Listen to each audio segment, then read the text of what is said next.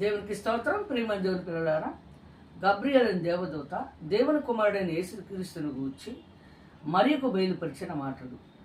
లూకాసు వార్త 1:28 ఆ దూత లోపలికి వచ్చి ఆమెను చూచి, దయాప్రాప్తురాలా, నీకు శుభము, ప్రభువు నీకు తోడై ఉన్నాడని చెప్పాను.